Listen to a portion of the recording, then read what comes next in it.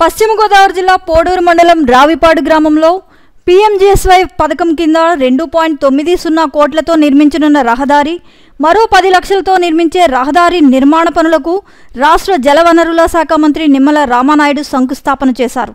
ఈ సందర్భంగా ఆయన మాట్లాడుతూ, గ్రామాలు అభివృద్ధి చెందాలంటే వ్యవసాయం, పారిశ్రామిక రంగం, రహదారులు, శాంతి భద్రతలు బాగుండాలని ఆనాడు తెలుగుదేశం పార్టీ, ఈరోజు ఎన్డీఏ ప్రభుత్వం నడుం కట్టిందన్నారు.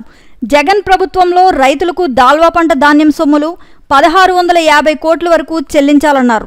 సివిల్ సప్లై కార్పొరేషన్ నుంచి జగన్ 36,000 కోట్ల అప్పులు తీసుకొని రైతులకు చెల్లించకుండా పక్కదారి పట్టించారని తెలియజేశారు. ఇప్పుడే దారిలో కూడా చూశాను, ఆల్రెడీ నార్లు తీస్తూ ఉన్నారు, మరి ఏదైతే నాట్లు వేస్తూ ఉన్నారు.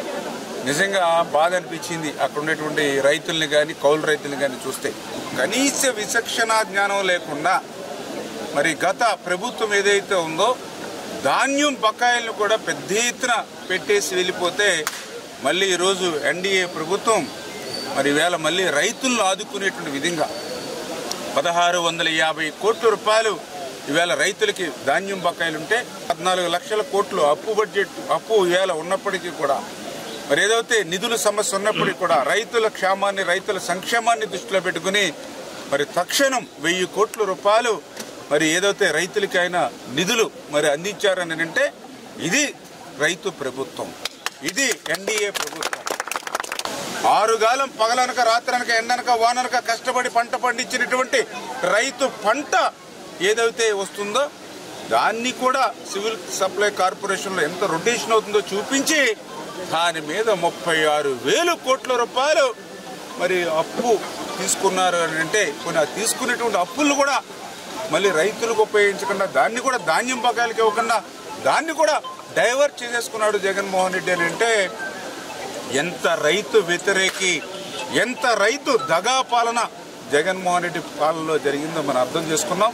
అందుకే ఈరోజు ఎన్డీఏ ప్రభుత్వం అంటే రైతు ప్రభుత్వం. అందుకే ఈరోజు మాకు ఎన్ని కష్టాలున్నా, ఎన్ని అప్పులున్నా రైతు సంక్షేమమే ప్రాధాన్యతనిచ్చి ఈవేళ 1000 కోట్ల రూపాయలు ఇమ్మీడియట్లీ ధాన్యం బకాయిలకి వాళ్ళకి చెల్లించడానికి ఏర్పాట్లు చేశాం. మిగిలినటువంటి అమౌంట్ను కూడా ఇమ్మీడియట్లీ ఒక వారం రోజుల్లోనే సర్దుబాటు చేయాలని చెప్పి నేను ముఖ్యమంత్రి గారు కూడా చెప్పడం జరిగింది.